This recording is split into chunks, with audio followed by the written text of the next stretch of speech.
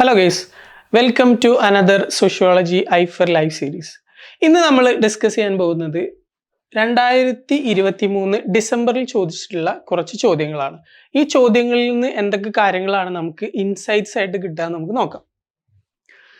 ആദ്യത്തെ question, social factors fostering technological development. Technological ഡെവലപ്മെൻറ്റിനെ സഹായിക്കുന്ന രീതിയിലുള്ള സോഷ്യൽ ഫാക്ടേഴ്സ് ഏതൊക്കെയാണ് എന്നുള്ളതാണ് ഇവിടെ ചോദ്യത്തിൽ വന്നിട്ടുള്ളത്. ഒന്നാമതായിട്ട് വന്നിട്ടുള്ളത് സോഷ്യൽ മൊബിലിറ്റി എന്നുള്ളതാണ്. അടുത്തത് policy of rewarding the inventors ആയിട്ടുള്ള ആളുകളെ റിവാർഡ് ചെയ്യുന്ന രീതിയിലുള്ള പോളിസി ഉണ്ടാവുക എന്നുള്ളതാണ്. പിന്നെ സോഷ്യൽ കൺസർവേറ്റിസം. അടുത്തായിട്ട് വരുന്നത് സ്പെഷ്യലൈസേഷൻ. ഈ കാര്യങ്ങളിൽ ഏതൊക്കെ ഘടകങ്ങളാണ് ടെക്നോളജിക്കൽ ഡെവലപ്മെൻറ്റിനെ ഫോസ്റ്റർ ചെയ്യുക, സപ്പോർട്ട് ചെയ്യുക എന്നുള്ളതാണ് ഈ ഒരു ചോദ്യത്തിൽ വന്നിട്ടുള്ളത്. അപ്പോൾ ഇവിടെ വരുന്നത് social mobility, policy of rewarding inventors, അതുപോലെ സ്പെഷ്യലൈസേഷൻ. ഈ മൂന്ന് കാര്യങ്ങളാണ്. മൊബിലിറ്റി എന്ന് പറയുമ്പോൾ സൊസൈറ്റിയിൽ അപ്വേർഡ് ആയിട്ടുള്ള മൊബിലിറ്റി ആളുകൾക്ക് ഉണ്ടാവുക എന്നുള്ളതാണ്. ഇങ്ങനെ മൊബിലിറ്റി ഉണ്ടാകുമ്പോൾ സ്വാഭാവികമായിട്ടും കൂടുതൽ അവസരങ്ങൾ ആളുകൾക്ക് കിട്ടുകയും അത് ടെക്നോളജിക്കലായിട്ടുള്ള ഗ്രോത്തിനെ സഹായിക്കുകയും ചെയ്യും. അടുത്തൊരു കാര്യം, പോളിസി ഓഫ് റിവാർഡിങ് ഇൻവെൻറ്റേഴ്സ് ആയിട്ടുള്ള ആളുകളെ റിവാർഡ് ചെയ്യുന്ന ഒരു സപ്പോർട്ട് കൊടുക്കുന്ന രീതിയിലുള്ള ഒരു സിസ്റ്റം ഗവൺമെന്റിന്റെ ഭാഗത്തു നിന്ന്, റൂളിംഗ് ക്ലാസിന്റെ ഭാഗത്തു നിന്നൊക്കെ ഉണ്ടാവുകയാണെങ്കിൽ തീർച്ചയായിട്ടും അതും ടെക്നോളജിക്കൽ ഡെവലപ്മെന്റിനെ സഹായിക്കുന്ന ഒരു കാര്യമാണ്. അടുത്ത കാര്യം സ്പെഷ്യലൈസേഷൻ ആണ്. സ്പെഷ്യലൈസേഷനിലൂടെയാണ് പുതിയ പുതിയ കാര്യങ്ങളൊക്കെ കണ്ടുപിടിക്കപ്പെടുന്നത് എന്ന് നമുക്കറിയാം. ഈ മൂന്ന് കാര്യങ്ങളും ടെക്നോളജിക്കൽ ആയിട്ടുള്ള ഡെവലപ്മെന്റിനെ ഫോസ്റ്റർ ചെയ്യുന്ന കാര്യങ്ങളായിട്ട് നമുക്ക് കാണാൻ സാധിക്കും. ഓക്കെ, ഇത് ശരിക്കും വളരെ കോമൺ സെൻസിക്കൽ ആയിട്ടുള്ള ഒരു ക്വസ്റ്റ്യൻ ആണ്. 10 സെക്കൻഡോടെ നമ്മൾ ആൻസർ ചെയ്ത് പോകേണ്ടതാണ്. കാരണം ഇവിടെ ഈ ഒരു സോഷ്യൽ കൺസർവേറ്റീവ്സ് എന്ന് കാണുമ്പോൾ തന്നെ നമുക്ക് അറിയാം ടെക്നോളജീനെ ഡെവലപ്പ് ചെയ്യുന്നതിന് സഹായിക്കുന്ന ഒരു കാര്യമല്ല സോഷ്യൽ കൺസർവേറ്റിസം എന്നുള്ളത്. അപ്പോൾ ആ ഒരു ഒറ്റ കാര്യം എലിമിനേറ്റ് ചെയ്തുകൊണ്ട് പെട്ടെന്ന് തന്നെ നമുക്ക് ആൻസറിലേക്ക് എത്താൻ പറ്റും. ഇത്തരത്തിലുള്ള ക്വസ്റ്റ്യൻസ് ഒക്കെ വളരെ ക്വിക്ക്ലി നമ്മൾ ആൻസർ ചെയ്തുകൊണ്ട് അടുത്ത ക്വസ്റ്റ്യനിലേക്ക് പോകണം. അധികം ടൈം നമ്മൾ വേസ്റ്റ് ചെയ്യാൻ പാടില്ല. ഓക്കെ, അടുത്ത ക്വസ്റ്റ്യൻ നമുക്ക് നോക്കാം. അടുത്തൊരു ക്വസ്റ്റ്യൻ മാച്ച് ദ ഫോളോയിങ് ആണ്.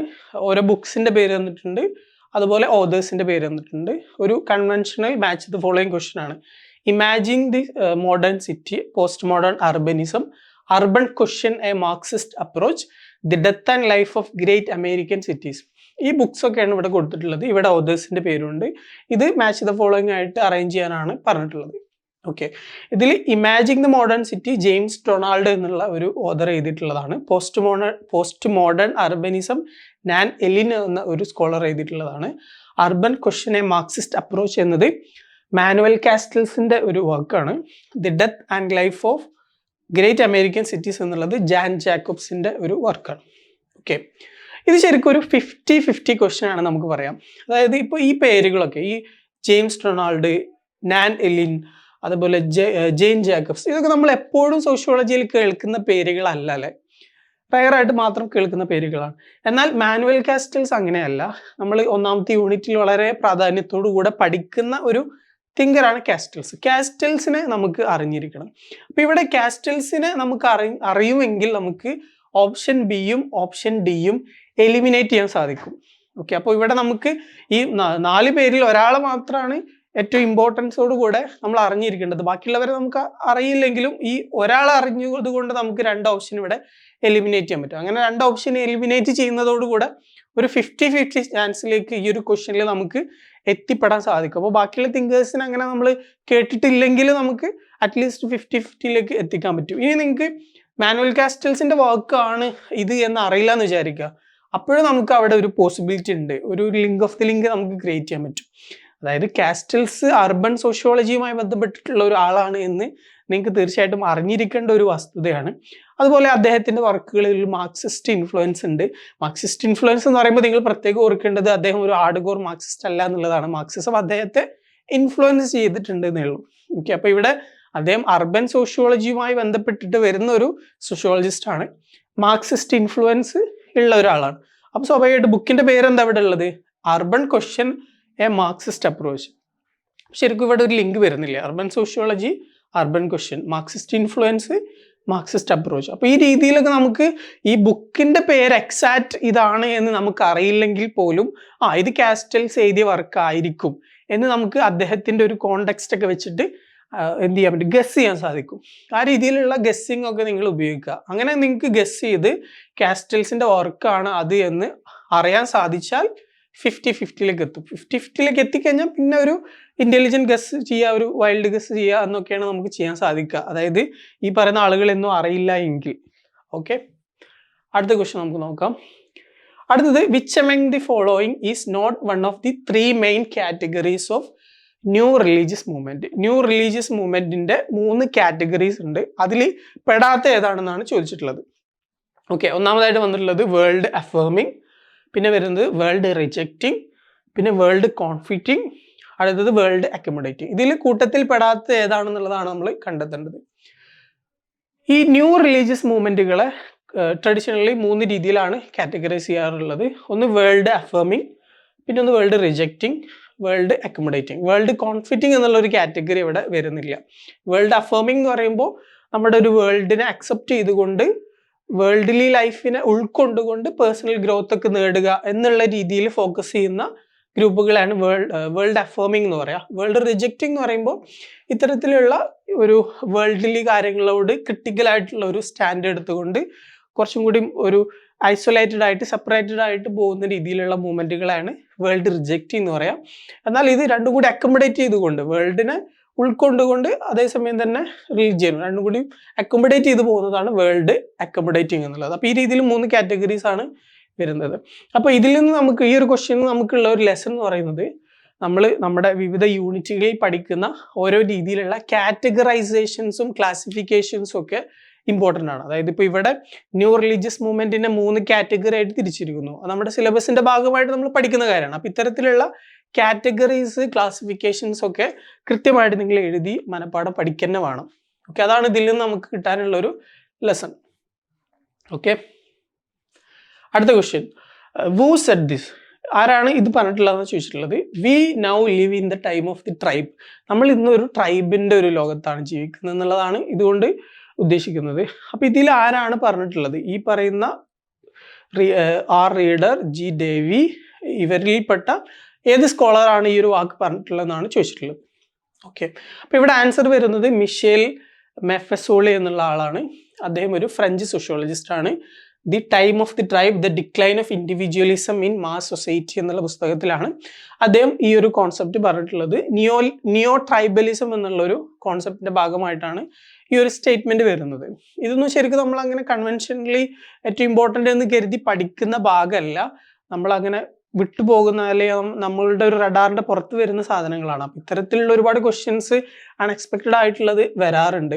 നിയോ ട്രൈബലിസം എന്നുള്ളത് കൊണ്ട് ഉദ്ദേശിക്കുന്നത്, നമ്മൾ ശരിക്കും മോഡേൺ സൊസൈറ്റിയെ പറയുമ്പോൾ മോഡേൺ സൊസൈറ്റിന്റെ ഒരു ക്യാരക്ടറിസ്റ്റിക് ആയിട്ട് എപ്പോഴും പറയാറുള്ളത് ഇൻഡിവിജ്വൽസ് ആണല്ലേ. ട്രഡീഷണൽ ആയിട്ടുള്ള സൊസൈറ്റിന്റെ ഭാഗമായിട്ടാണ് ട്രൈബലിസവും കളക്റ്റിവിസം ഒക്കെ പറയാറുള്ളത്. മോഡേൺ സൊസൈറ്റിയിലേക്ക് വരുമ്പോൾ ഇൻഡിവിജ്വൽസ് ആണ് കൂടുതലുള്ളത് എന്ന രീതിയിലാണ് നമ്മൾ പറയാറുള്ളത്. എന്നാൽ അങ്ങനെയല്ല. മോഡേൺ സൊസൈറ്റിയിലേക്ക് വരുമ്പോൾ ട്രൈബലിസത്തിന്റെ പുതിയൊരു ഫോം, ഒരു നിയോ ട്രൈബലിസം ഉണ്ടാവുന്നുണ്ട്. ആളുകൾ ഒരു ട്രൈബൽ അഫിലിയേഷൻ ഒക്കെ ഉള്ള രീതിയിലേക്ക് വരുന്നു എന്നുള്ളതാണ് ഈ ഒരു നിയോ ട്രൈബലിസം എന്നുള്ളത് കൊണ്ട് ഉദ്ദേശിക്കുന്നത്. അപ്പോൾ ഇവിടെ ഇത്തരത്തിലുള്ള ക്വസ്റ്റ്യൻസ് വരുന്ന സമയത്ത് എങ്ങനെയായിരിക്കും നമുക്ക് ആൻസർ ചെയ്യാൻ പറ്റുക? ഇത് ശരിക്കും ഒരു ഡിഫിക്കൽട്ട് ക്വസ്റ്റ്യൻ ആണ്. കാരണം നമ്മൾ പൊതുവെ പഠിക്കുന്ന ടോപ്പിക്കുകളിലൊന്നും വരാത്തൊരു ടോപ്പിക്കാണ്. നമ്മൾ കേൾക്കാത്തൊരു സോഷ്യോളജിസ്റ്റ് ആണ്. മാത്രമല്ല ഇതിനകത്ത് ഓപ്ഷൻസിൽ ഇവിടെ നിങ്ങൾ ശ്രദ്ധിച്ചിട്ടുണ്ടാകും, ഇവിടെ ഫസ്റ്റ് നെയിം പോലും കൊടുത്തിട്ടില്ല. ഇപ്പൊ നമുക്ക് ഡെക്കീമിനെയോ മാർക്സിനെയോ ഒക്കെ അവരുടെ ഫസ്റ്റ് നെയിം ഒന്നും ഇല്ലാതെ പറഞ്ഞു കഴിഞ്ഞാൽ തന്നെ ഐഡന്റിഫൈ ചെയ്യാൻ പറ്റും. കാരണം നമുക്ക് അത്രയും ഫെമിലിയർ ആയിട്ടുള്ള സോഷ്യോളജിസ്റ്റുകളാണ്. പക്ഷെ ഇവിടെ തന്നിട്ടുള്ള 4 പേരും നമുക്ക് അങ്ങനെ ഫെമിലിയർ ആയിട്ടുള്ള സോഷ്യോളജിസ്റ്റുകളല്ല. അൺനോൺ ആയിട്ടുള്ള, അത്ര പോപ്പുലർ അല്ലാത്ത ആളുകളാണ്. ഐ മീൻ നമുക്ക് അറ്റ്ലീസ്റ്റ് നമ്മുടെ സിലബസിന്റെ ഭാഗമായിട്ടൊന്നും അധികം വരാത്ത ആളുകളാണ്. പക്ഷെ അവരുടെ ഫസ്റ്റ് നെയിം പോലും ഇവിടെ കൊടുത്തിട്ടില്ല. അതുകൊണ്ട് തന്നെ ശരിക്കും അവരെ കൃത്യമായിട്ട് ഐഡന്റിഫൈ ചെയ്യുക എന്നുള്ളത് കുറച്ച് ചാലഞ്ചാണ്. ഓക്കെ, അപ്പോൾ ഇതൊരു ഡിഫിക്കൽട്ട് ക്വസ്റ്റ്യൻ ആണ്. നമുക്ക് ശരിക്കും അത് അറിയെങ്കിൽ മാത്രമേ ആൻസർ ചെയ്യാൻ പറ്റുള്ളൂ. പിന്നെ വൈൽഡ് ഗസ് ചെയ്യുക എന്നുള്ളത് മാത്രമാണ് ചെയ്യാൻ പറ്റുക. എന്നാൽ ഇത്തരത്തിലുള്ള അൺനോൺ ആയിട്ടുള്ള, ലെസർ നോൺ ആയിട്ടുള്ള തിങ്കേഴ്സിനെ കുറിച്ചിട്ടുള്ള, അവരുടെ കോൺസെപ്റ്റുകളെ കുറിച്ചിട്ടുള്ള, ബുക്സിനെ കുറിച്ചിട്ടുള്ള ചോദ്യങ്ങൾ ആൻസർ ചെയ്യാൻ വേണ്ടിയിട്ട് നമുക്ക് ഒരു കാര്യം ചെയ്യാൻ പറ്റും. എന്താണെന്ന് വെച്ചാൽ ലെസർ നോൺ ആയിട്ടുള്ള തിങ്കേഴ്സിൻ്റെ ഒരു ലിസ്റ്റ് നിങ്ങൾ തയ്യാറാക്കുക.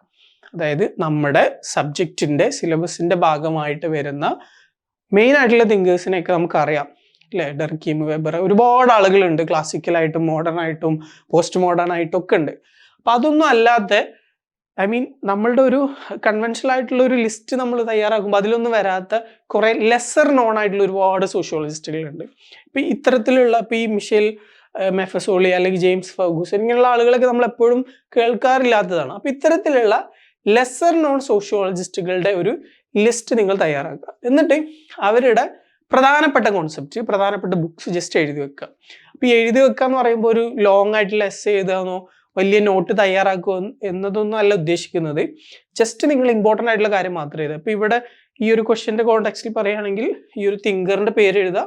അദ്ദേഹത്തിൻ്റെ കോൺസെപ്റ്റാണ് നിയോ ട്രൈബലിസം. അപ്പോൾ ആ നിയോ ട്രൈബലിസം എന്നുള്ള ഒറ്റ വാക്ക് നമുക്ക് അറിയെങ്കിൽ നമുക്ക് ആ ഒരു ക്വസ്റ്റ്യൻ, ഈ ഒരു സ്റ്റേറ്റ്മെൻറ്റ് ഇയാൾ പറഞ്ഞതാവാം എന്ന് ഗസ് ചെയ്യാൻ പോസിബിൾ ആണ്.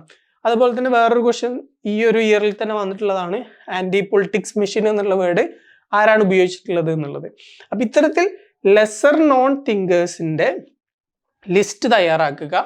ഓരോ തിങ്കേഴ്സിൻ്റെയും ഏറ്റവും ഇമ്പോർട്ടൻ്റ് ആയിട്ടുള്ള കോൺസെപ്റ്റ് അതെന്താണെന്നുള്ളത് ലിസ്റ്റ് ഔട്ട് ചെയ്യുക.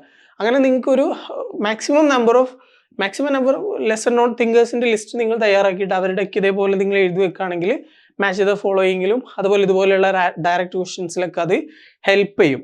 ഓക്കെ, അപ്പോൾ നിങ്ങളൊരു JRF ഒക്കെ ആസ്പയർ ചെയ്യുന്ന ആളാണെന്നുണ്ടെങ്കിൽ ഈ ഒരു വർക്ക് നിങ്ങൾ നിർബന്ധമായിട്ടും ചെയ്യണം. ലെസർ നോൺ തിങ്കേഴ്സിൻ്റെ ലിസ്റ്റ് തയ്യാറാക്കുക. ഓരോ തിങ്കേഴ്സിൻ്റെയും കോൺസെപ്റ്റുകൾ, ഏറ്റവും ഇമ്പോർട്ടൻറ്റ് കോൺസെപ്റ്റ് എന്താണോ അത് നിങ്ങൾ ലിസ്റ്റ് ഔട്ട് ചെയ്യുക. ഇപ്പോൾ ഇവിടെ 2 പേരെ ഞാൻ എഴുതിയിട്ടുണ്ട്. ഈ 3, 4 അങ്ങനെ എത്രത്തോളം നിങ്ങൾക്ക് പറ്റുമോ അത്രയും നിങ്ങൾ ലിസ്റ്റ് തയ്യാറാക്കുക. ഓക്കെ, അടുത്ത question, which among the following uses the phrase anti politics machine. ഇത് ഞാൻ ഇവിടെ പറഞ്ഞ സംഭവമാണ്. അതായത് ഇത്തരത്തിൽ നമ്മൾ ഈ ജെയിംസ് ഫെർഗൂസൺ എന്നുള്ള ഒരു ലിസ്റ്റ് തയ്യാറാക്കിയിട്ട് ഈ ഒരു കോൺസെപ്റ്റ് ഇവിടെ എഴുതിയിട്ടുണ്ടെങ്കിൽ നമുക്കിത് കിട്ടുമായിരുന്നു. അത്തരത്തിലുള്ള ഒരു ക്വസ്റ്റ്യൻ ആണിത്. അതായത് നമുക്ക് അത്ര കേട്ടില്ലാത്തൊരു തിങ്കർ, ആ തിങ്കറിൻ്റെ ഒരു കോൺസെപ്റ്റ്. ഓക്കെ, അപ്പോൾ ഈ ആൻറ്റി പൊളിറ്റിക്സ് മെഷീൻ എന്നുള്ളത് കൊണ്ട് ഉദ്ദേശിക്കുന്നത് ഈ ആഫ്രിക്കൻ രാജ്യങ്ങളും മറ്റൊക്കെ ഇന്റർനാഷണൽ എയ്ഡ് ഏജൻസീസ് ഒക്കെ ഒരുപാട് എയ്ഡ് അവർക്ക് കൊടുക്കും. അപ്പോൾ ഈ എയ്ഡ് ഒക്കെ കൊടുക്കുമ്പോൾ പലപ്പോഴും എന്താ സംഭവിക്കുന്നത്, അവരുടെ ഒരു പൊളിറ്റിക്കൽ കപ്പാസിറ്റിനെ അത് ബാധിക്കുകയാണ്. കാരണം അവർക്ക് എപ്പോഴും എയ്ഡ് കിട്ടുന്നു, അവർ എയ്ഡിനെ ഓവറായിട്ട് ഡിപ്പെൻഡ് ചെയ്യുന്നു. അതുകൊണ്ട് തന്നെ ജനങ്ങൾ ഗവൺമെന്റിനോട് അക്കൗണ്ടബിലിറ്റി ചോദിക്കുക എന്നുള്ളതൊക്കെ ഇല്ലാതാവുന്നു. അതുപോലെ തന്നെ ഗവൺമെന്റുകളാണെങ്കിലും ഇന്റർനാഷണൽ ഏജൻസിന്റെ എയ്ഡിന് വേണ്ടി വെയിറ്റ് ചെയ്യുന്നു. അപ്പോൾ ഇത്തരത്തിലുള്ള ഡെവലപ്മെന്റൽ പ്രൊജക്റ്റുകളും എയ്ഡൊക്കെ ശരിക്കും പലപ്പോഴും അവരുടെ ഒരു പൊളിറ്റിക്സിനെ നെഗറ്റീവായിട്ടാണ് വരുന്നത് എന്നുള്ളതാണ് ഈ ആൻറ്റി പൊളിറ്റിക്സ് മെഷീൻ എന്നുള്ളത് കൊണ്ട് ഉദ്ദേശിക്കുന്നത്. ഓക്കെ, അപ്പോൾ ഇതേപോലെയുള്ള കോൺസെപ്റ്റുകൾ നിങ്ങൾ ലിസ്റ്റ് ഔട്ട് ചെയ്യുക. ഓക്കെ, അടുത്തത്, പിന്നെ ഇത്തരത്തിൽ നമ്മളൊരു ലിസ്റ്റ് തയ്യാറാക്കണമെന്നുണ്ടെങ്കിൽ എവിടെ നിന്നാണ് നമുക്ക് ഇങ്ങനെയുള്ള ലെസർ നോൺ ആയിട്ടുള്ള ആളുകളുടെ ലിസ്റ്റ് തയ്യാറാക്കുക? ലെസർ നോൺ എന്ന് പറയുമ്പോൾ തന്നെ അവരത്ര അറിയപ്പെടാത്തവരാണെന്നുള്ളതാണല്ലോ ഉദ്ദേശിക്കുന്നത്. അപ്പോൾ ഈ അറിയപ്പെടാത്ത ആളുകളെ നമുക്ക് എങ്ങനെ അറിയാം? അതിൻ്റെ ഒന്നാമത്തെ ഒരു മാർഗ്ഗം എന്ന് പറയുന്നത് പ്രീവിയസ് ക്വസ്റ്റ്യൻസ് ആണ്. പ്രീവിയസ് ക്വസ്റ്റ്യൻസിൽ ഓരോ ഓപ്ഷൻസിൽ ഒരുപാട് ആളുകളെ മെൻഷൻ ചെയ്തിട്ടുണ്ടാവുമല്ലോ. അങ്ങനെ മെൻഷൻ ചെയ്ത ആളുകളൊക്കെ നിങ്ങൾ ഗൂഗിൾ ചെയ്യുക. എന്നിട്ട് അവരുടെ ഏറ്റവും ഇമ്പോർട്ടൻ്റ് ആയിട്ടുള്ള വർക്ക് ഏതാണ്, ഏറ്റവും ഇമ്പോർട്ടൻ്റ് ആയിട്ടുള്ള കോൺസെപ്റ്റ് എന്താണ്, തിയറി ഏതാണെന്നുള്ളത് ലിസ്റ്റ് ഔട്ട് ചെയ്യുക. അപ്പോൾ ഒന്ന് പ്രീവിയസ് ക്വസ്റ്റ്യൻ ആണ്. പിന്നെ നിങ്ങൾ സാധാരണഗതിയിൽ ക്ലാസ് കേൾക്കുകയും വായിക്കുകയൊക്കെ ചെയ്യുമ്പോൾ ഒരു സോഷ്യോളജിസ്റ്റിനെ കാണുന്നു. അപ്പോൾ നിങ്ങൾ അവരാദ്യമായിട്ടാണ് കേൾക്കുന്നത്, അവരെക്കുറിച്ച് കൂടുതൽ നിങ്ങൾക്ക് അറിയില്ലെങ്കിൽ അവരെ നിങ്ങൾ ഈ ലെസർ നോണിലേക്ക് ലിസ്റ്റ് ഔട്ട് ചെയ്യുക. എന്നിട്ട് അവരുടെ ഏറ്റവും ഇമ്പോർട്ടൻ്റ് ആയിട്ടുള്ള കാര്യം എന്താണോ അത് മാത്രം ലിസ്റ്റ് ഔട്ട് ചെയ്യുക. നിങ്ങൾ ഓർക്കേണ്ട കാര്യം, അവരെക്കുറിച്ച് ഒരുപാട് ഡീറ്റെയിൽ ആയിട്ട് പഠിക്കാൻ നിൽക്കരുത്. ഏറ്റവും ഇമ്പോർട്ടൻ്റ് ആയിട്ടുള്ളത് മാത്രം ലിസ്റ്റ് ഔട്ട് ചെയ്യുക. കാരണം ലെസർ നോൺ ആയിട്ടുള്ള ആളുകളായതുകൊണ്ട് അവരുടെ ഡീറ്റെയിൽഡ് ആയിട്ടുള്ള കാര്യങ്ങളൊന്നും ചോദിക്കാൻ സാധ്യതയില്ല. ഏറ്റവും ഇമ്പോർട്ടൻ്റ് ആയിട്ടുള്ള കാര്യങ്ങളായിരിക്കും ചോദിക്കുക. ഓക്കെ, അപ്പോൾ ഒന്നാമത് പ്രീവിയസ് ക്വസ്റ്റ്യൻ, പിന്നെ സാധാരണ നിങ്ങൾ വായിക്കുമ്പോൾ കിട്ടുന്ന കാര്യങ്ങൾ. ഓക്കെ, അടുത്ത ക്വസ്റ്റ്യൻ ആണ്, what are the different types of society? ഇതിൽ ഏതൊക്കെയാണ് ഡിഫറെൻറ്റ് ടൈപ്സ് ഓഫ് സൊസൈറ്റി എന്നുള്ളതാണ് ചോദിച്ചിട്ടുള്ളത്. Agrarian society, industrial society, modern society, hunting and gathering society എന്നുള്ളതാണ് ഇവിടെ കൊടുത്തിട്ടുള്ളത്. ഇതിൽ ഏതൊക്കെയാണ് ഡിഫറെൻറ്റ് ടൈപ്സ് ഓഫ് സൊസൈറ്റി എന്നുള്ളതാണ് ചോദിച്ചിട്ടുള്ളത്. ഓക്കെ, അപ്പോൾ ഇതിൽ അഗ്രേറിയൻ സൊസൈറ്റി, ഇൻഡസ്ട്രിയൽ സൊസൈറ്റി, അതുപോലെ ഹണ്ടിങ് ഗാദറിങ് സൊസൈറ്റി, ഇതൊക്കെ ഡിഫറെൻ്റ് ആയിട്ടുള്ള സൊസൈറ്റീസ് ആണ്. എന്നാൽ മോഡേൺ എന്ന് പറയുന്നത്, മോഡേൺ എന്നുള്ളത് കൊണ്ട് ഉദ്ദേശിക്കുന്നത് ഒരു കാലഘട്ടത്തിനെയാണ്. മോഡേൺ എന്ന് പറയുന്നത് ഒരു എറയാണ് ഉദ്ദേശിക്കുന്നത്. അതുപോലെ ഒരു ഇന്റലക്ച്വൽ മൂവ്മെന്റിനെയാണ് ഉദ്ദേശിക്കുന്നത്. അതുപോലെ മോഡേൺ സൊസൈറ്റി എന്ന് പറയുന്നത് ഒരു കാലഘട്ടമാണല്ലോ. ആ കാലഘട്ടത്തിൽ അഗ്രേറിയനും അതുപോലെ ഇൻഡസ്ട്രിയലൊക്കെ അതിൽ എൻകംപാസ് ചെയ്ത് വരുന്നുണ്ട്. ഓക്കെ, അപ്പോൾ ഇവിടെ ശരിക്കും ആൻസർ വരുന്നത് എന്താണ്? അഗ്രേറിയനും ഇൻഡസ്ട്രിയലും ഹണ്ടിങ് ഗാദറിങ്ങും ആണ്. ഓക്കെ, അപ്പോൾ ഇത്തരത്തിലുള്ള ക്വസ്റ്റ്യൻ കാണുമ്പോൾ നമ്മൾ ആദ്യം ചെയ്യേണ്ടത് അതിൻ്റെ കീവേഡ്സിനെ ഐഡന്റിഫൈ ചെയ്യാൻ വേണ്ടിയിട്ട് ശ്രമിക്കുക. അപ്പോൾ ഇവിടെ തന്നിട്ടുള്ള കീവേഡ്സ് ഏതൊക്കെയാണ്? ഒന്ന് agrarian, industrial, modern, hunting and gathering, അതാണ് കീവേഡ്സ്. അപ്പോൾ കീവേഡ്സ് ഐഡന്റിഫൈ ചെയ്യുക. എന്നിട്ട് ഈ കീവേഡ്സ് തമ്മിൽ എന്തെങ്കിലുമൊക്കെ രീതിയിലുള്ള കണക്ഷൻ ഉണ്ടോ എന്നുള്ളത് ആലോചിക്കാനാണ് നമ്മൾ ശ്രമിക്കേണ്ടത്. ഓക്കെ, അപ്പോൾ ഇവിടെ കീവേഡ്സ് നമ്മൾ നോക്കുമ്പോൾ അഗ്രേറിയൻ, ഇൻഡസ്ട്രിയൽ, ഹണ്ടിങ് ഗ്യാതറിങ്, ഇതൊക്കെ ശരിക്കും ലൈവ്ലിഹുഡുമായി ബന്ധപ്പെട്ടിട്ടുള്ള കാര്യങ്ങളാണ്. നമ്മുടെ ലൈഫിൻ്റെ ഏണിങ്, പ്രൊഡക്ഷൻ ആയി ബന്ധപ്പെട്ടിട്ടുള്ള, ജീവിതമാർഗവുമായി ബന്ധപ്പെട്ടിട്ടുള്ള കാര്യങ്ങളാണ്. എന്നാൽ മോഡേൺ എന്ന് പറയുമ്പോൾ എന്താണ്? മോഡേൺ എന്ന് പറയുമ്പോൾ മോഡേണിറ്റി എന്നുള്ളതാണ്. അതൊരു ഇന്റലക്ച്വൽ മൂവ്മെന്റ് ആണ്, ഐഡിയോളജിയാണ്, അതുപോലെ ഒരു കാലഘട്ടമാണ്. ഒരു കാലഘട്ടത്തിനെ സൂചിപ്പിക്കാൻ അങ്ങനെ പറയാറുണ്ട്. അതുപോലെ ഒരു ഇന്റലക്ച്വൽ മൂവ്മെന്റിനെ മോഡേണിറ്റിയുമായി ബന്ധപ്പെടുത്തിയിട്ടും മോഡേൺ എന്നുള്ള വേർഡ് ഉപയോഗിക്കാറുണ്ട്. പക്ഷെ ഈ മൂന്നെണ്ണവും ലൈവ്ലിഹുഡുമായി ബന്ധപ്പെട്ടിട്ടുള്ളതാണ്. അപ്പൊ ആ രീതിയിൽ നമുക്ക് അതിനെ കാറ്റഗറൈസ് ചെയ്യാവുന്നതാണ്. ഓക്കെ, അപ്പൊ ഇത്തരത്തിലുള്ള ക്വസ്റ്റ്യൻസ് ഒക്കെ നമ്മുടെ ഒരു ലോജിക് ഉപയോഗിച്ചിട്ട് കീവേഡ്സിനൊക്കെ ഫോക്കസ് ചെയ്ത് കീവേഡ്സ് തമ്മിലുള്ള കണക്ഷനൊക്കെ കണ്ടെത്തിയിട്ട് ആൻസർ ചെയ്യാൻ വേണ്ടിയിട്ട് ശ്രമിക്കുക. ഓക്കെ, അടുത്ത question, Emile Durkheim outline a classification of societies, arrange these categories in a proper sequence. Durkheim സൊസൈറ്റീൻ്റെ ഡിഫറെൻ്റ് ആയിട്ടുള്ള ക്ലാസിഫിക്കേഷൻസ് തന്നതാണ്. അതിൻ്റെ ഓർഡർ എങ്ങനെയാണെന്നുള്ളത് അറേഞ്ച് ചെയ്യാനാണ് ഈ ഒരു ക്വസ്റ്റ്യനിൽ ചോദിച്ചിട്ടുള്ളത്. ഓക്കെ, അപ്പോൾ ഇതിൽ ഒന്നാമതായിട്ട് വരുന്നത് സിമ്പിൾ സൊസൈറ്റി എന്നുള്ളതാണ്. ഡർക്കീം സൊസൈറ്റിൻ്റെ കോംപ്ലക്സിറ്റീസ് കൂടുന്നതിനനുസരിച്ച് ഓരോ സ്റ്റേജസ് ആയിട്ട് എങ്ങനെ വരുന്നത് എന്നുള്ളതിനെ അനലൈസ് ചെയ്തിട്ടുണ്ട്, ഔട്ട്ലൈൻ ചെയ്തിട്ടുണ്ട്. അതിൽ ഒന്നാമതായിട്ട് വരുന്നതാണ് സിമ്പിൾ സൊസൈറ്റി. ഈ സിമ്പിൾ സൊസൈറ്റിൻ്റെ പ്രത്യേകത earliest and most basic form of society, ഏറ്റവും ഏർലിയസ്റ്റ് ആയിട്ടുള്ള ഏറ്റവും ബേസിക് ഫോം ഓഫ് സൊസൈറ്റി ആയിരിക്കും. അവർക്ക് ഡിവിഷൻ ഓഫ് ലേബർ വളരെ മിനിമൽ ആയിരിക്കും ഉണ്ടാവുക. അതുപോലെ അവരുടെ സോഷ്യൽ ടൈസ് വീക്ക് ആയിരിക്കും. അവരുടെ പെർമനന്റ് ഇൻസ്റ്റിറ്റ്യൂഷൻസ് ഒക്കെ കുറവായിരിക്കും. ഓക്കെ, അപ്പോൾ ഇൻസ്റ്റിറ്റ്യൂഷൻസ് കുറവായിരിക്കും, സോഷ്യൽ ടൈസ് വീക്ക് ആയിരിക്കും, അതുപോലെ ഡിവിഷൻ ഓഫ് ലേബർ മിനിമൽ ആയിരിക്കും. അങ്ങനെയുള്ള ഏറ്റവും സിമ്പിൾ സൊസൈറ്റി, അതിനെ ഹോഡ് എന്നുള്ള വാക്കുകൊണ്ട് സൂചിപ്പിക്കാറുണ്ട്. ഓക്കെ, നെക്സ്റ്റ് വരുന്നതാണ് സിമ്പിൾ പോളി സെഗ്മെന്ററി സൊസൈറ്റീസ് എന്നുള്ളത്. ഇതിനകത്ത് കുറച്ചും കൂടെ ഒക്കെ ഡിവിഷൻ ഓഫ് ലേബർ ഉണ്ടാവും, ഒരു rudimentary form of division of labour ഉണ്ടാവും. അതുപോലെ സോഷ്യൽ ഓർഗനൈസേഷൻ ഒന്നുകൂടി കിൻഷിപ്പ് ബേസ്ഡ് ആയിരിക്കും. ഹെറാർക്കീസ് ഒക്കെ ചെറിയ രീതിയിൽ വരും, കുറച്ചും കൂടി സോഷ്യൽ ഹെറാർക്കീസ് ഒക്കെ ഉണ്ടാവും. അതുപോലെ സോഷ്യൽ ഇൻസ്റ്റിറ്റ്യൂഷൻസ് ഒക്കെ ഒന്നുകൂടി കോംപ്ലക്സ് ആവാൻ വേണ്ടിയിട്ട് തുടങ്ങും. ഓക്കെ, അപ്പോൾ സിമ്പിൾ സൊസൈറ്റി കഴിഞ്ഞാൽ പിന്നെ വരുന്നതാണ് സിമ്പിൾ പോളി സെഗ്മെന്ററി സൊസൈറ്റീസ്, അടുത്ത കാറ്റഗറി. മൂന്നാമതായിട്ട് വരുന്നതാണ് simply compounded poly segmentary societies എന്നുള്ളത്. ഇതിൽ ഡിവിഷൻ ഓഫ് ലേബർ ഒന്നുകൂടി ഡെവലപ്ഡ് ആയിരിക്കും. അതുപോലെ തന്നെ കിൻഷിപ്പ് ഗ്രൂപ്പുകളൊക്കെ ഒന്നുകൂടി ഡിഫറൻഷിയേറ്റഡ് ആയിരിക്കും. അവരുടെ സോഷ്യൽ സ്ട്രക്ചർ ഒന്നുകൂടി കോംപ്ലക്സ് ആയിരിക്കും. ഓക്കെ, പിന്നെ ഫൈനലി വരുന്നതാണ് doubly compounded poly segmentary societies എന്നുള്ളത്. ഇത് ഏറ്റവും അഡ്വാൻസ്ഡ് ആയിട്ടുള്ള സൊസൈറ്റീസ് എന്നുള്ളതാണ് ഉദ്ദേശിക്കുന്നത്. The societies represent the most advanced form in the classification Durkheim. ഡർക്കീമിന്റെ ക്ലാസിഫിക്കേഷനിൽ ഏറ്റവും അഡ്വാൻസ്ഡ് ആയിട്ടുള്ള സൊസൈറ്റീസിനെയാണ് ഈ ഒരു വേർഡ് കൊണ്ട് അദ്ദേഹം സൂചിപ്പിക്കുന്നത്. They exhibit highly complex social structures with multiple layers of social organisation. Multiple layers of social organisation ഉണ്ടാവുന്ന രീതിയിലുള്ള ഒരു സൊസൈറ്റി എന്നുള്ളതാണ് ഉദ്ദേശിക്കുന്നത്. അവരുടെ ഇൻസ്റ്റിറ്റ്യൂഷൻസ് വെൽ ഡെവലപ്ഡ് ആയിരിക്കും. അതേപോലെ division of labour more advanced ആയിരിക്കും. ഓക്കെ, അപ്പോൾ ഇതിൽ നിന്ന് നമ്മൾ മനസ്സിലാക്കേണ്ട ഒരു കാര്യം, ഏറ്റവും ഇമ്പോർട്ടൻ്റ് ആയിട്ടുള്ള തിങ്കേഴ്സിൻ്റെ തിയറീസിനെ കുറിച്ച് ഡീറ്റെയിൽഡ് ആയിട്ടുള്ള ക്വസ്റ്റ്യൻസ് തന്നെ നമുക്ക് പ്രതീക്ഷിക്കാമെന്നുള്ളതാണ്. അത്ര ഇമ്പോർട്ടൻ്റ് അല്ലാത്ത തിങ്കേഴ്സിനെ കുറിച്ച് അത്ര ഡീറ്റെയിൽ ആയിട്ടുള്ള ക്വസ്റ്റ്യൻസ് വരാനുള്ള പോസിബിലിറ്റി കുറവാണ്. പക്ഷേ ഏറ്റവും ഇമ്പോർട്ടൻ്റ് ആയിട്ടുള്ള തിങ്കേഴ്സിനെ കുറിച്ച് ഡീറ്റെയിൽഡ് ആയിട്ട് തന്നെ ചോദ്യം വരാം എന്നുള്ളതാണ് നമ്മൾ ഓർക്കേണ്ടത്. ഓക്കെ, അടുത്തൊരു question, who among the following said that family was the outcome of male possessiveness and jealousy?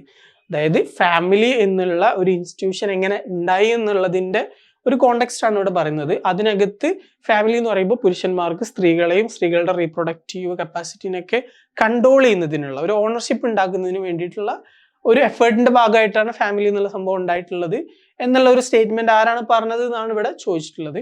അപ്പം ആൻസർ എഡ്വേർഡ് വെസ്റ്റ്മാർക്ക് ആണ്. അദ്ദേഹത്തിന്റെ ഇമ്പോർട്ടൻ്റ് ആയിട്ടുള്ള ഒരു വാക്കാണ് ഹിസ്റ്ററി ഓഫ് മാരേജ്. അതിനകത്താണ് അദ്ദേഹം ഇങ്ങനെ ഒരു ആർഗ്യുമെന്റ് പറയുന്നത്.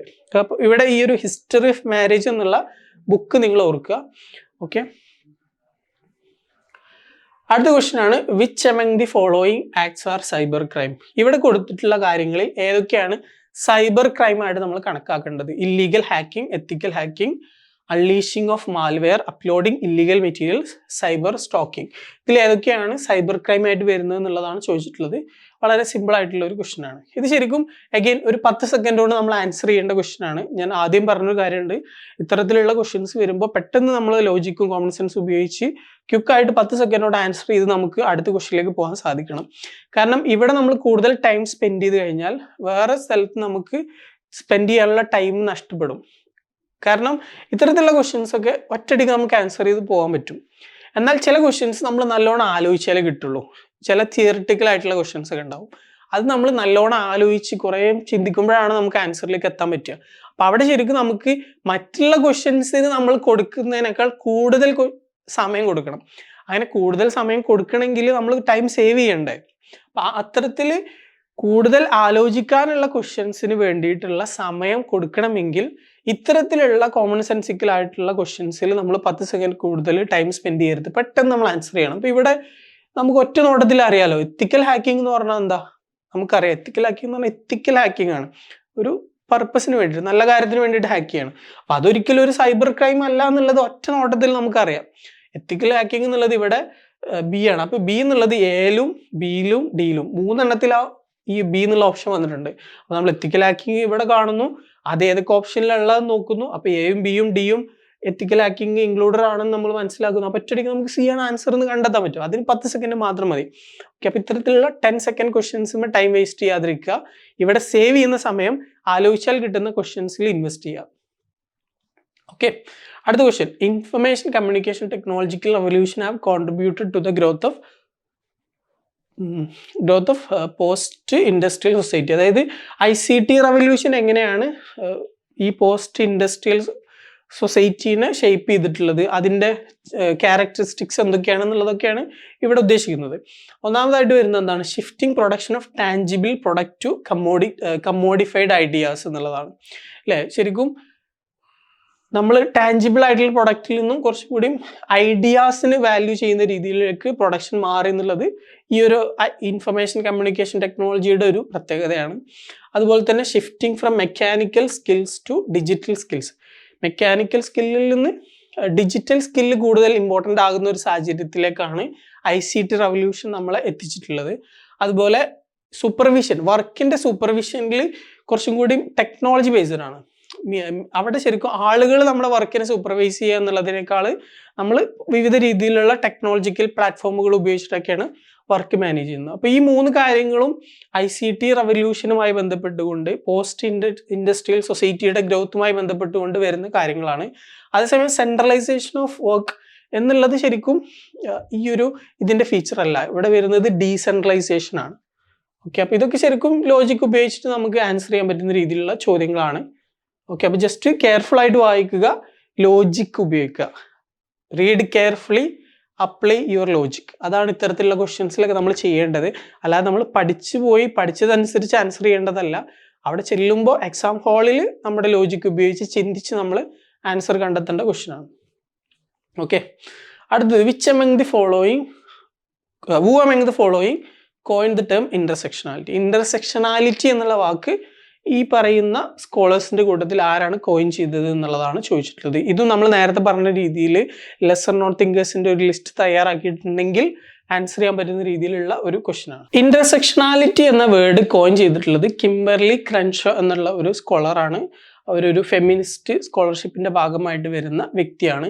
ഇന്റർസെക്ഷനാലിറ്റി എന്നുള്ളത് കൊണ്ട് ഉദ്ദേശിക്കുന്നത് നമ്മൾ ഡിസ്ക്രിമിനേഷനെ കുറിച്ചും ഇനീക്വാലിറ്റിയെ കുറിച്ചൊക്കെ പറയുമ്പോൾ അവിടെ ശരിക്കും ഡിഫറെൻ്റ് ആയിട്ടുള്ള എലമെന്റുകളുടെ ഒരു ഇന്റർസെക്ഷൻ ആണ് വരുന്നത് എന്നുള്ളതാണ്. അതായത് ഒരാളുടെ ക്ലാസ് പൊസിഷൻ, ജെൻഡർ പൊസിഷൻ, അതുപോലെ വേറെയുള്ള കുറേ കാര്യങ്ങൾ ഒരുമിച്ച് വരുന്നു. റേസ് വരുന്നു, ക്ലാസ് വരുന്നു, ജെൻഡർ വരുന്നു. ഇതെല്ലാം കൂടി ഒരുമിച്ച് ഒരു ഇന്റർസെക്ഷനാലിറ്റിയിലൂടെയാണ് ശരിക്കും ആളുകളുടെ റിയാലിറ്റി ഷേപ്പ് ചെയ്യപ്പെടുന്നത്. ഇപ്പോൾ ഒരാൾ ഡിസ്ക്രിമിനേറ്റ് ചെയ്യപ്പെടുന്നുണ്ടെങ്കിൽ അയാളുടെ ക്ലാസ് പൊസിഷനും റേഷ്യൽ ആയിട്ടുള്ള റിയാലിറ്റിയും അതുപോലെ ജെൻഡറും എല്ലാം കൂടി മിക്സ് ആയിട്ടാണ് വരുന്നത്. അതിനെയാണ് ഇന്റർസെക്ഷനാലിറ്റി എന്നുള്ളത് കൊണ്ട് സൂചിപ്പിക്കുന്നത്. Okay, next, fundamental types of social processes are. ഈ പറയുന്ന കാര്യങ്ങളിൽ 5 കാര്യങ്ങളിൽ ഏതൊക്കെയാണ് ഫണ്ടമെന്റൽ ആയിട്ടുള്ള സോഷ്യൽ പ്രോസസ്സുകളായിട്ട് വരുന്നത് എന്നുള്ളതാണ് ഇവിടെ ചോദിച്ചിട്ടുള്ളത്. ഓക്കെ, അപ്പോൾ ഇതിൽ വരുന്നത് അസിമിലേഷൻ, അക്കോമഡേഷൻ, കോമ്പറ്റീഷൻ. ഇത് നമ്മൾ ചെറിയ ക്ലാസ്സുകൾ മുതൽക്ക് തന്നെ പഠിക്കുന്ന ഒരു കോൺസെപ്റ്റാണ് സോഷ്യൽ പ്രോസസ്സുകൾ എന്നുള്ളത്. അതിൽ വരുന്നതാണ് അസിമിലേഷൻ, അക്കോമഡേഷൻ, കോമ്പറ്റീഷൻ എന്നുള്ളത്. ഇത് ഇവിടെ തന്നിട്ടുള്ള ഓരോ സംഭവങ്ങൾ എന്താ നമുക്ക് നോക്കാം. അക്കൾച്ചറേഷൻ എന്ന് പറഞ്ഞാൽ എന്താണ്? അക്കൾച്ചറേഷൻ എന്ന് പറഞ്ഞാൽ it refers to the process by which individuals or groups accept the cultural traits and practices of another culture due to prolonged contact. അതായത് ഡിഫറെൻ്റ് ആയിട്ടുള്ള ഗ്രൂപ്പുകൾ പരസ്പരം കോണ്ടാക്റ്റിൽ വരുന്ന സമയത്ത് അടുത്ത കൾച്ചറിൻ്റെ, ഇപ്പം നമ്മളൊരു കൾച്ചറിൽ പെട്ട ആളാണ്, നമ്മൾ വേറൊരു കൾച്ചറിലുള്ള ഗ്രൂപ്പുമായിട്ട് ഇടപഴകുമ്പോൾ നമ്മൾ ആ ഒരു ഗ്രൂപ്പിൻ്റെ കൾച്ചർ അഡോപ്റ്റ് ചെയ്യാം. അപ്പം ആ രീതിയിൽ വിവിധ കൾച്ചറൽ ഗ്രൂപ്പുകൾ പരസ്പരം ഇൻട്രാക്ട് ചെയ്യുമ്പോൾ അവർ മറ്റുള്ള ഗ്രൂപ്പിൻ്റെ കൾച്ചറിനെ അഡോപ്റ്റ് ചെയ്യുക എന്നുള്ളതാണ് അക്കൾച്ചറേഷൻ എന്നുള്ളത് കൊണ്ട് ഉദ്ദേശിക്കുന്നത്. പ്രൊലോങ്ഡ് ആയിട്ടുള്ള നീണ്ടു നിൽക്കുന്ന രീതിയിലുള്ള കോണ്ടാക്റ്റ് വിവിധ ഗ്രൂപ്പുകൾക്കിടയിൽ ഉണ്ടാകുമ്പോഴാണ് ഇത്തരത്തിലുള്ള പ്രോസസ്സ് സംഭവിക്കുന്നത്. അടുത്ത കാര്യം അസിമിലേഷൻ എന്നുള്ളതാണ്. Assimilation is A process through which individuals or groups adopt the cultural norms, values and practices of the dominant or host culture. ഇവിടെ വ്യത്യാസം എന്താണെന്ന് വെച്ചാൽ ഇൻഫീരിയർ മീൻസ് ഡോമിനൻ്റ് അല്ലാത്ത ഗ്രൂപ്പുകൾ ആ സൊസൈറ്റിയിൽ ഡോമിനൻ്റ് ആയിട്ടുള്ള ഗ്രൂപ്പിൻ്റെ കൾച്ചറിനെ അഡോപ്റ്റ് ചെയ്യുക എന്നുള്ളതാണ്. ഇപ്പോൾ നമ്മൾ യൂറോപ്പിലേക്കൊക്കെ ഒരുപാട് അമേരിക്കല്ല ആഫ്രിക്കയിൽ നിന്നും അതുപോലെ സെൻട്രൽ ഏഷ്യയിൽ നിന്നും ഏഷ്യയിൽ നിന്നൊക്കെയുള്ള ആളുകൾ പോകാറുണ്ടല്ലേ. അപ്പോൾ യൂറോപ്പിലേക്ക് ഏഷ്യക്കാരായിട്ടുള്ളവരും ആഫ്രിക്കക്കാരായിട്ടുള്ള ആളുകളും ചെല്ലുമ്പോൾ അവിടെയുള്ള ഹോസ്റ്റ് കൺട്രിക്ക് ഒരു കൾച്ചറുണ്ട്, UK-ക്കും ഫ്രാൻസിനും ഒക്കെ ഒരു കൾച്ചറുണ്ട്. അപ്പോൾ ആ കൾച്ചറിലേക്ക് ഈ പറയുന്ന ആഫ്രിക്കക്കാരും ഏഷ്യക്കാരും ഒക്കെ മാറുകയാണെങ്കിൽ അതൊരു അസിമിലേഷൻ ആണ്. കാരണം ഡോമിനന്റ് കൾച്ചർ എന്താണോ അതിലേക്ക് അവർ മാറുകയാണ് ചെയ്യുന്നത്. അപ്പോൾ ഇവിടെ ഡോമിനന്റ് ആയിട്ടുള്ള കൾച്ചറിലേക്ക് മാറുമ്പോൾ അവരുടെ ഒറിജിനൽ ആയിട്ടുള്ള ഐഡന്റിറ്റി അവിടെ മോഡിഫൈ ചെയ്യപ്പെടുന്നു, അവർക്ക് പലപ്പോഴും നഷ്ടപ്പെടുന്നു. ഇന്ത്യക്കാരനായിട്ടുള്ള ഒരാൾ UK-യിൽ പോയി അവിടുത്തെ ഒരു കൾച്ചർ അഡോപ്റ്റ് ചെയ്യുമ്പോൾ അവരുടെ ആ ഒരു ഇന്ത്യൻ കൾച്ചർ അവിടെ നഷ്ടപ്പെടുന്നു. അപ്പം നഷ്ടപ്പെടുന്ന രീതിയിലാണ് നമ്മൾ ആ ഒരു കൾച്ചറിനോട് ഇൻ്റഗ്രേറ്റ് ചെയ്യുന്നതെങ്കിൽ അതിനെയാണ് അസിമിലേഷൻ എന്നുള്ളത് പറയാം. അപ്പോൾ ഇവിടെ ഈ ഒരു ഡോമിനന്റ് കൾച്ചർ അഡോപ്റ്റ് ചെയ്യുക എന്ന രീതിയിലാണ് ഒരു പവർ ഡൈനാമിക്സ് ഉണ്ട് എന്നുള്ളത് ഓർക്കുക. ഓക്കെ, പിന്നെ വരുന്നത് അക്കോമഡേഷൻ എന്നുള്ളതാണ്. അപ്പോൾ ഇവിടെ സംഭവിക്കുന്നത് എന്താണെന്ന് വെച്ചാൽ ഈ ഒരു ഡോമിനൻ്റ് ആയിട്ടുള്ള കൾച്ചറിനെ അഡോപ്റ്റ് ചെയ്യുക എന്നുള്ള രീതിയിലല്ലാതെ വ്യത്യസ്ത കൾച്ചറുകൾ ഒരുമിച്ച് വരുമ്പോൾ എല്ലാവരെയും ഉൾക്കൊള്ളുന്ന രീതിയിൽ അക്കോമഡേറ്റ് ചെയ്യുന്ന രീതിയിലാവാം. ഇപ്പോൾ നമ്മൾ നേരത്തെ പറഞ്ഞ എക്സാമ്പിൾ വെച്ച് നോക്കുകയാണെന്നുണ്ടെങ്കിൽ ഏഷ്യയിൽ നിന്നും ആഫ്രിക്കയിൽ നിന്നും അതേപോലെ വിവിധ സ്ഥലങ്ങളിൽ നിന്നൊക്കെ വരുന്ന ആളുകളുടെ കൾച്ചറിനെ യൂറോപ്യൻസ് ആയിട്ടുള്ള ആളുകൾ അഡോപ്റ്റ് ചെയ്യുകയും അവരൊരു മൾട്ടി കൾച്ചറൽ സൊസൈറ്റി ആയിട്ട് മാറുകയും ചെയ്യുകയാണെങ്കിൽ അവിടെ എന്താ സംഭവിക്കുന്നത്? അസിമിലേഷൻ അല്ല സംഭവിക്കുന്നത്, അക്കോമഡേഷൻ ആണ് സംഭവിക്കുന്നത്. ഇവർക്ക് അവരുടെ ഒറിജിനൽ ഐഡന്റിറ്റി നഷ്ടപ്പെടാതെ തന്നെ ആ ഒരു സമൂഹമായിട്ട് ഇൻ്റഗ്രേറ്റ് ചെയ്തുകൊണ്ട് ജീവിക്കാൻ സാധിക്കുന്നു. അപ്പോൾ അവരുടെ കൾച്ചർ പോകുന്നില്ല, അതേസമയം അവർ ആ ഒരു സൊസൈറ്റിയുമായിട്ട് ഇടപഴകി ഇൻ്റഗ്രേറ്റ് ആയിട്ട് ജീവിക്കുകയും ചെയ്യുന്നു. അപ്പോൾ ഇവിടെ അക്കോമഡേഷൻ ആണ് സംഭവിക്കുന്നത്. കോപ്പറേഷനിലൂടെയും ഹാർമണിയിലൂടെയൊക്കെയാണ് അത്തരത്തിലുള്ള ഒരു അക്കോമഡേഷൻ പോസിബിൾ ആവാം. ഓക്കെ, അടുത്ത് വരുന്നത് കോമ്പറ്റീഷൻ എന്നുള്ളതാണ്. കോമ്പറ്റീഷൻ എന്ന് പറയുമ്പോൾ നമ്മുടെ സൊസൈറ്റിയിലുള്ള ഏറ്റവും ഇമ്പോർട്ടൻ്റ് ആയിട്ടുള്ള ഒരു സോഷ്യൽ പ്രോസസ്സാണ്. അതായത് വിവിധ റിസോഴ്സുകൾക്കും മറ്റൊക്കെ വേണ്ടിയിട്ട് ഗ്രൂപ്പുകളായാലും ഇൻഡിവിജ്വൽസ് ആയാലും മത്സരിക്കുക എന്നുള്ളതാണ് ഇതുകൊണ്ട് ഉദ്ദേശിക്കുന്നത്. ഓക്കെ, അപ്പോൾ ഇതിൽ അസിമിലേഷൻ, അക്കോമഡേഷൻ, കോമ്പറ്റീഷൻ ഈ മൂന്ന് കാര്യങ്ങളെയാണ് ഫണ്ടമെന്റൽ ടൈപ്പ് ഓഫ് സോഷ്യൽ പ്രോസസ്സുകളായിട്ട് കണക്കാക്കുന്നത്. ഓക്കെ, അടുത്തൊരു question, which is not a study design. ഇതിൽ ഏതാണ് ഒരു സ്റ്റഡി ഡിസൈൻ അല്ലാത്തത്, ഒരു റിസർച്ച് ഡിസൈൻ അല്ലാത്തത് എന്നുള്ളതാണ് ചോദിച്ചിട്ടുള്ളത്. ഓക്കെ, അപ്പോൾ ഇതിൽ cross sectional, interview, cross cultural, longitudinal ആണ് കൊടുത്തിട്ടുള്ളത്. ഇതിൽ ഇൻ്റർവ്യൂ എന്നുള്ളത് ഡേറ്റ കളക്ഷൻ്റെ ഒരു മെത്തേഡാണ്, അതൊരു റിസർച്ച് ഡിസൈൻ അല്ല. ബാക്കിയുള്ളതൊക്കെ സ്റ്റഡീസിൻ്റെ റിസർച്ചിൻ്റെ ഡിസൈനുകളാണ്. ഓക്കെ, അപ്പോൾ ഇൻ്റർവ്യൂ എന്ന് പറയുന്നത് ഒരു ടൂൾ ഓഫ് ഡാറ്റ കളക്ഷൻ ആണ്. ക്രോസ് സെക്ഷണൽ എന്ന് പറയുന്നതും ക്രോസ് കൾച്ചറൽ എന്ന് പറയുന്നതും ലോങ്ങിറ്റ്യൂഡിനൽ എന്ന് പറയുന്നതൊക്കെ റിസർച്ചിൻ്റെ ഓരോ ഡിസൈനുകളാണ്. ക്രോസ് സെക്ഷണൽ എന്ന് പറയുമ്പോൾ ഡിഫറെൻ്റ് ആയിട്ടുള്ള സെക്ഷൻസിനെ ഡേറ്റ എടുത്ത് പഠിക്കുക. ക്ലോസ് കൾച്ചറൽ എന്ന് പറയുമ്പോൾ ഓരോ കൾച്ചറൽ ഗ്രൂപ്പുകളെ അനലൈസ് ചെയ്തുകൊണ്ട് പഠിക്കുക. ലോങ്ങിറ്റ്യൂഡിനൽ എന്ന് പറയുമ്പോൾ ഒരേ ഗ്രൂപ്പിനെ തന്നെ വിവിധ ഘട്ടങ്ങളിൽ പഠിക്കുക. ഓക്കെ, അടുത്തത് എത്നോമെത്തഡോളജി ഈസ് കൺസേൺഡ് വിത്ത്. എത്നോമെത്തഡോളജി എന്നുള്ള ഒരു പെർസ്പെക്റ്റീവിനെ കുറിച്ചാണ് ചോദിച്ചിട്ടുള്ളത്. ഇവിടെ കൊടുത്തിട്ടുള്ള കാര്യങ്ങളിൽ ഏതൊക്കെയാണ് എത്നോമെത്തഡോളജിയുമായിട്ട് ബന്ധപ്പെട്ട് വരുന്നത് എന്നുള്ളതാണ് ചോദിച്ചിട്ടുള്ളത്. The study of ordinary people's method of making sense and creating order in everyday life. Everyday ലൈഫിൽ ആളുകൾ ഓർഡർ ക്രിയേറ്റ് ചെയ്യുന്നതും അവരെങ്ങനെയാണ്, how do they make sense of realities എന്നുള്ളതാണ്. അപ്പോൾ അത് ശരിയായിട്ടുള്ളൊരു സ്റ്റേറ്റ്മെൻ്റ് ആണ്. പിന്നെ when people talk or act they are constantly engaged in interpreting what is going on around them. ആളുകൾ സോഷ്യൽ ഇൻട്രാക്ഷൻസിൽ ഇടപെടുന്ന സമയത്ത് എന്താണ് വാട്ട് ഈസ് ഗോയിങ് ഓൺ എന്നത് അവർ കോൺസ്റ്റന്റ്ലി ഇന്റർപ്രറ്റ് ചെയ്യുന്നുണ്ട്, അണ്ടർസ്റ്റാൻഡ് ചെയ്യാൻ ശ്രമിക്കുന്നുണ്ട് എന്നുള്ളതാണ് അടുത്തത്. അതും എത്തനോമെത്തഡോളജിയുമായി ബന്ധപ്പെട്ട് വരുന്നതാണ്. There is an inherent relationship between talk and action. നമ്മൾ സംസാരിക്കുന്നതും നമ്മൾ ആക്ട് ചെയ്യുന്നതും തമ്മിലൊരു ഇൻഹറന്റ് ആയിട്ടുള്ള കണക്ഷൻ ഉണ്ട് എന്നുള്ളതാണ്. അടുത്ത് പറയുന്നത് study of social phenomena by using highly structured interviews എന്നുള്ളതാണ് പറഞ്ഞിട്ടുള്ളത്. ഇത് ശരിക്കും എത്തനോമെത്തഡോളജിയുമായി ബന്ധപ്പെട്ട് വരുന്ന ഒരു കാര്യമല്ല. ഓക്കെ, അപ്പൊ ഇവിടെ ശരിക്കും നമുക്ക് ഈ 3 കാര്യങ്ങളാണ് എത്തനോമെത്തഡോളജിയുമായിട്ട് വരുന്നത് എന്ന് ഒറ്റ വായനയിൽ തന്നെ മനസ്സിലാക്കാൻ സാധിക്കും. ഇനി നിങ്ങൾക്ക് ഇതൊരു ജസ്റ്റ് ഐഡിയ, ഒരു ബേസിക് ഐഡിയ ഉണ്ടെങ്കിൽ തന്നെ ആൻസർ ചെയ്യാൻ പറ്റുന്ന ക്വസ്റ്റൻ ആണ്. കാരണം ഈ 4ാമത് വരുന്ന ഡി എന്നുള്ള ഓപ്ഷൻ നോക്കുമ്പോൾ അതൊരു എത്തനോമെത്തഡോളജിയുമായി ബന്ധപ്പെട്ടതല്ല എന്ന് നമുക്ക് മനസ്സിലാക്കാൻ സാധിച്ചാൽ തന്നെ ആൻസറിലേക്ക് വരാൻ പറ്റും, ബാക്കിയുള്ളത് അറിയില്ലെങ്കിലും. കാരണം ഡി എന്നുള്ളത് ഇവിടെ 3 ഓപ്ഷനിലും വന്നിട്ടുണ്ട്. ഓക്കെ, അപ്പോൾ എത്തനോമെത്തഡോളജി പ്രധാനമായിട്ട് വരുന്നത് ഹറോൾഡ് ഗാർഫിംഗിൽ എന്നുള്ള സോഷ്യോളജിസ്റ്റിന്റെ തിയറീസിലാണ്. 1940s എമർജ് ചെയ്തിട്ടുള്ള ഒരു സംഭവമാണ്. ഗ്രൂപ്പ് ലെവൽ ഇൻട്രാക്ഷൻസിനെയാണ് എത്തനോമെത്തഡോളജി കൂടുതലായിട്ട് ഫോക്കസ് ചെയ്യുന്നത്. എത്തനോമെത്തഡോളജി ഒരു മൈക്രോ സോഷ്യോളജിക്കൽ പെർസ്പെക്റ്റീവ് ആണോ മാക്രോ സോഷ്യോളജിക്കൽ പെർസ്പെക്റ്റീവ് ആണെന്ന് ചോദിച്ചാൽ മൈക്രോന്റെയും മാക്രോന്റെയും ഒരു മിക്സ് ആണ്. പക്ഷെ മാക്രോ ഒട്ടും അല്ല എന്നുള്ളതാണ്. അതായത് മൈക്രോന്റെയും മാക്രോന്റെയും മിക്സ് ആണ്. അതിൽ കൂടുതലായിട്ട് ഫോക്കസ് വരുന്നത് മൈക്രോയിലേക്കാണ്. ഓക്കെ, അപ്പോൾ എത്തനോമെത്തഡോളജി മൈക്രോ സോഷ്യോളജിയുടെയും മാക്രോ സോഷ്യോളജിയുടെയും മിക്സ് ആണ്. അതിൽ കൂടുതൽ ലീനിങ് വരുന്നത് മൈക്രോ സോഷ്യോളജിക്കൽ അനാലിസിസിനോടാണെന്നുള്ളത് ഓർക്കുക. It is A theoretical perspective which focuses how people create and maintain social order in daily life. നമ്മുടെ ഒരു ഡെയിലി ലൈഫിൽ നമ്മൾ എങ്ങനെയാണ് ഓർഡർ ക്രിയേറ്റ് ചെയ്യുന്നത് എന്നുള്ളതിനെ ഫോക്കസ് ചെയ്യുന്ന രീതിയിലുള്ള ഒരു തിയറിറ്റിക്കൽ പെർസ്പെക്റ്റീവ് ആണ് ethnomethodology. It studies everyday taken for granted realities. നമ്മുടെ ഒരു എവറിഡേ റിയാലിറ്റീസിനെയാണ് ഫോക്കസ് ചെയ്യുന്നത്. നമ്മുടെ ഒരു ഷെയർഡ് ആയിട്ടുള്ള അണ്ടർസ്റ്റാൻഡിങ് എങ്ങനെയാണ് രൂപപ്പെടുന്നത്, ഈ ഒരു ഷെയർഡ് അണ്ടർസ്റ്റാൻഡിങ് നമ്മുടെ ആക്ഷൻസിനെ എങ്ങനെയാണ് ഇൻഫ്ലുവൻസ് ചെയ്യുന്നത്. നമ്മൾ എവറിഡേ ലൈഫിൽ ചെയ്യുന്ന കാര്യങ്ങൾക്കൊക്കെ ഇംപ്ലിസിറ്റ് ആയിട്ടുള്ള ഒരുപാട് റൂൾസ് ഉണ്ട്, റെഗുലേഷൻസ് ഉണ്ട്, സോഷ്യൽ സ്ട്രക്ചേഴ്സ് ഉണ്ട്, കൾച്ചറൽ പാറ്റേൺസ് ഉണ്ട്. ഇതിനൊക്കെ അനലൈസ് ചെയ്യുക എന്നുള്ളതാണ്, അതിനെ ഡീകോഡ് ചെയ്യുക എന്നുള്ളതാണ് എത്തനോമെത്തഡോളജി ചെയ്യുന്നത്. ഇതൊരു ബോട്ടം അപ്പ് അപ്രോച്ച് ആണ് എന്നുള്ളത് നമുക്ക് പറയാം. ഓക്കെ, അപ്പോൾ ഇത്രയുമാണ് 2023 ക്വസ്റ്റ്യൻസുമായി ബന്ധപ്പെട്ട് പറയാനുള്ളത്. ഇവിടെ നമ്മൾ പറഞ്ഞതുപോലെ ലെസർ നോൺ തിങ്കേഴ്സിന്റെ ലിസ്റ്റ് നിങ്ങൾ തയ്യാറാക്കുക. എത്രത്തോളം തിങ്കേഴ്സിനെ നിങ്ങൾക്ക് കവർ ചെയ്യാൻ പറ്റുമോ അത്രയും നിങ്ങൾക്ക് എക്സാമിൽ അത് വളരെയധികം ഹെൽപ്ഫുൾ ആയിരിക്കും. അതുപോലെ തന്നെ ലോജിക്ക് ഉപയോഗിച്ച് എക്സാമിൽ ആൻസർ ചെയ്യാൻ വേണ്ടിയിട്ട് ശ്രമിക്കുക. ഈസി ആയിട്ട് കിട്ടുന്ന ക്വസ്റ്റ്യൻസിൽ കുറച്ച് ടൈം മാത്രം സ്പെൻഡ് ചെയ്ത് അവിടെ ടൈം സേവ് ചെയ്തിട്ട് കൂടുതൽ ആലോചിക്കേണ്ട ക്വസ്റ്റ്യൻസിൽ കൂടുതൽ ആലോചിക്കാൻ വേണ്ടിയിട്ട് ടൈം സ്പെൻഡ് ചെയ്യുക. അല്ലാതെ ഈസി ആയിട്ടുള്ള ക്വസ്റ്റ്യൻസുമേ ഒരുപാട് ടൈം വേസ്റ്റ് ചെയ്യരുത് എന്നുള്ളത് കൂടി ഓർക്കുക. Okay, thank you.